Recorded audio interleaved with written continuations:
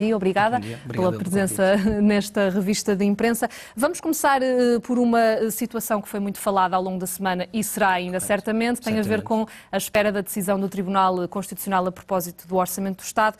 Está no Correio da Manhã de hoje. Porque é que destaca esta notícia?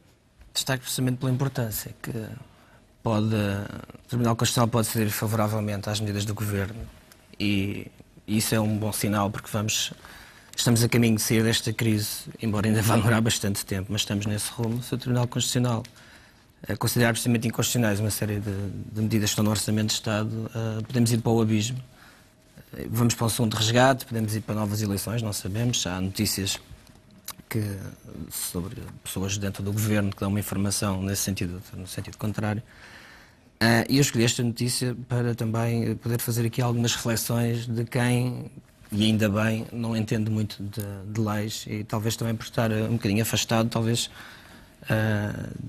enfim, que é o meu bom senso, digamos assim, que impera nestas questões e que é o seguinte.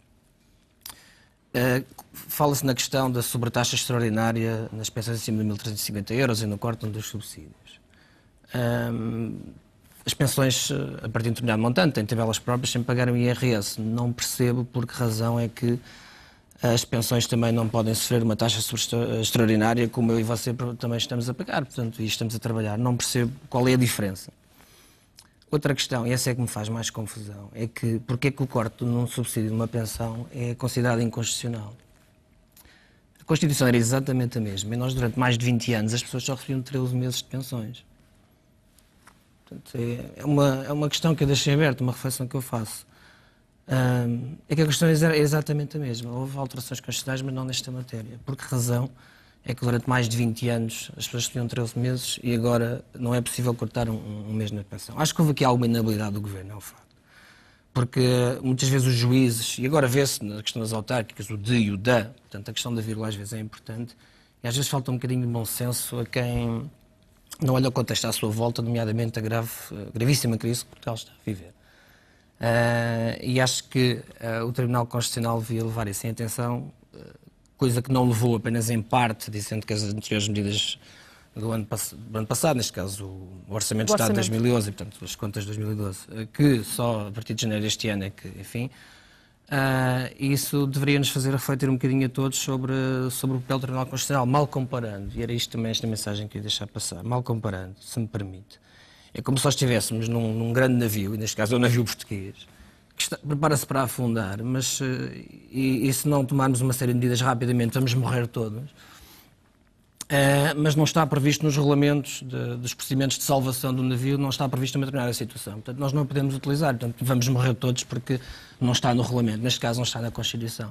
Por esta ordem de razões também não estaria o euro também não está na Constituição e nós aderimos ao euro, e, portanto, e temos esta sociedade montada desta maneira, sem moeda própria, sem possibilidade de desvalorização, etc. E era basicamente esta a reflexão que eu queria deixar aqui, o porquê destas questões, relativamente ao corte das pensões, por exemplo.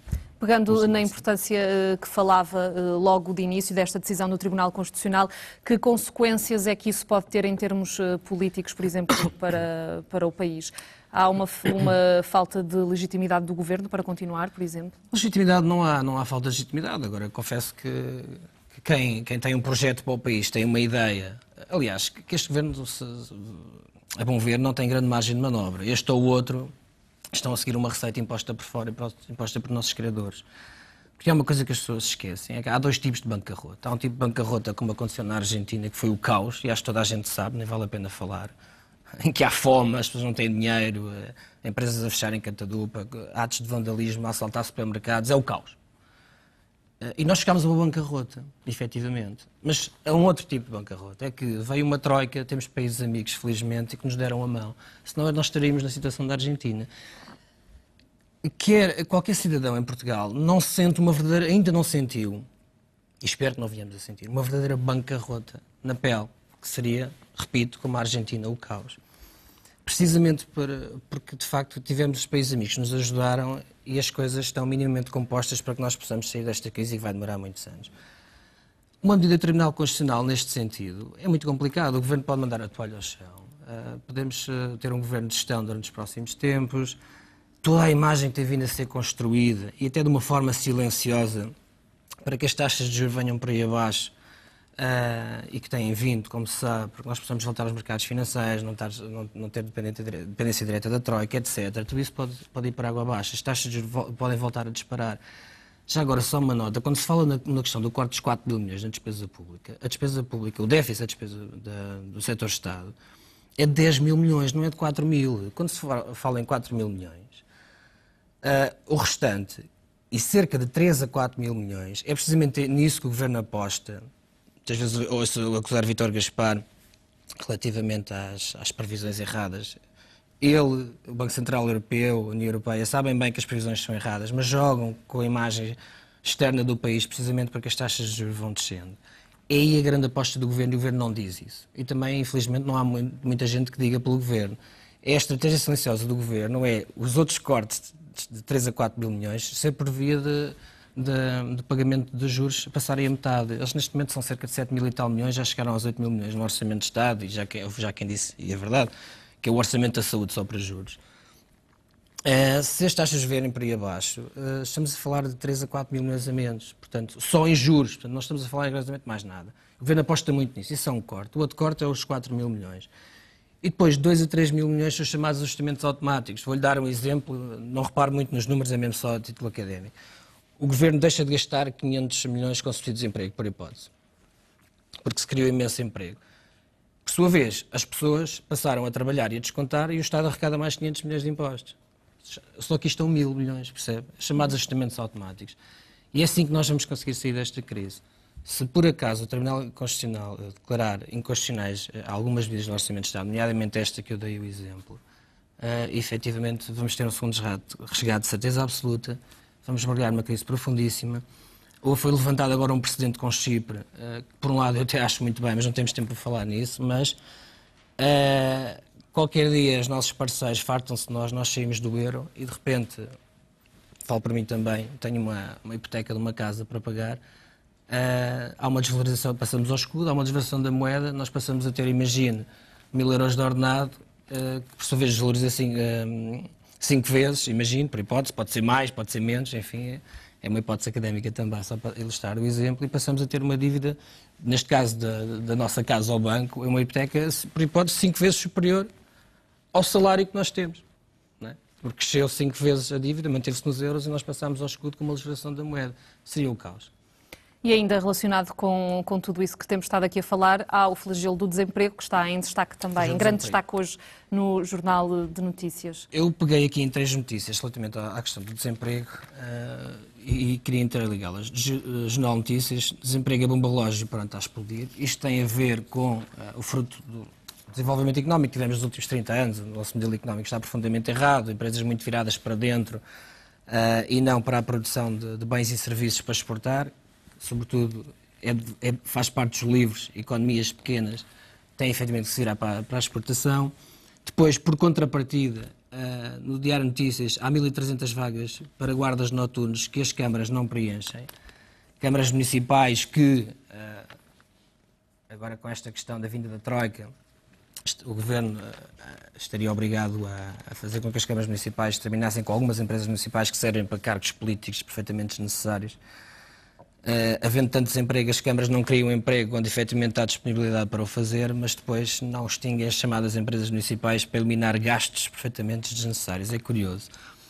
Depois uma questão relacionada com o desemprego e também que está relacionada com o ensino, que é no Jornal Notícias também, na página 11, que é uma entrevista que é dada por um professor em que alunos sentem que nada garantirá emprego.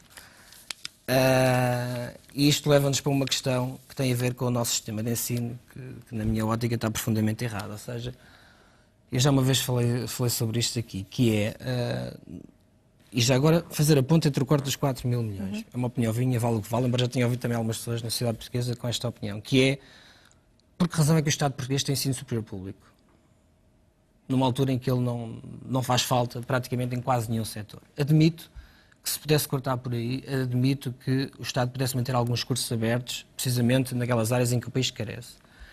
Ensino superior, que desde há muitos anos está completamente de costas voltadas para o mercado de trabalho, ou seja, temos excesso de advogados, excesso de sociólogos, excesso de psicólogos, etc., por aí fora, o Estado continua a gastar dinheiro dos nossos impostos para formar jovens que, por sua vez, vão para o mercado de trabalho desmotivados e frustrados porque se formaram precisamente numa área em que não tem qualquer tipo de empregabilidade.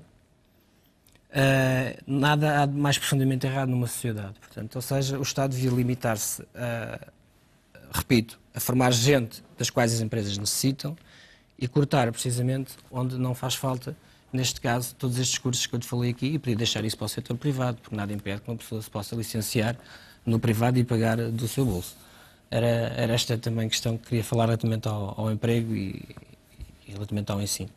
Muito rápido, para terminarmos ainda a manchete do Correio da Manhã a propósito de 2 casos, o BPN e também relacionado com o caso Apito Dourado. O BPN já cansa e dói muito no bolso dos portugueses. Foi algo que já se falou muitas vezes, eu próprio também já falei sobre isso, foi algo muito errado que se fez, foi a nacionalização do BPN, devia-se ter deixado de cair o banco. À imagem do que está a acontecer agora em Chipre com um dos bancos, agora não me recordo o nome do banco. O Banco Laiki. Obrigado. Devia ter sido isso que devia ter acontecido. Não foi, infelizmente. E o Estado está a suportar. Na altura, eu disse isto e volto a repetir agora. Porque razão se nacionalizou o BPN e não se nacionalizou a Sociedade de Luz e Negócios, que é a proprietária do BPN. Repara, tem uma empresa com uma grandíssima dimensão, tem uma empresa saudável, com lucros, etc. E tem uma parte da empresa, que é o BPN, que é o escândalo que todos nós sentimos na pele. A minha pergunta é, porquê é que na altura, e porquê é que hoje, o Governo, por exemplo, não nacionaliza a Sociedade de Luz e Negócios? Fazia todo sentido. Porquê arcarmos nós, os contribuintes, com esta despesa, o Estado português? Porque não nacionalizar tudo? Nacionalizar só a parte má, ficou a boa para os acionistas. Fantástico. É uma questão que eu acho que devíamos refletir sobre ela. Esta é uma delas. A outra é porque é que não sabemos de onde está o dinheiro do BPN, segunda questão. E terceira, porque é que ainda não há responsáveis do BPN, ligados ao BPN em tribunal. Aliás, há um ou outro, mas, no grosso modo, não se vê as caras e as pessoas que efetivamente estão por trás disto. É estranho como é que a Justiça ainda não descobriu. Ou já descobriu e também não quer divulgar. Enfim, fica aqui esta alerta também, esta reflexão. Aqui fica essa reflexão. Obrigada, José, pela presença nesta revista de imprensa. Boa Páscoa. Obrigado, para si também. Obrigado. E resta apenas olharmos para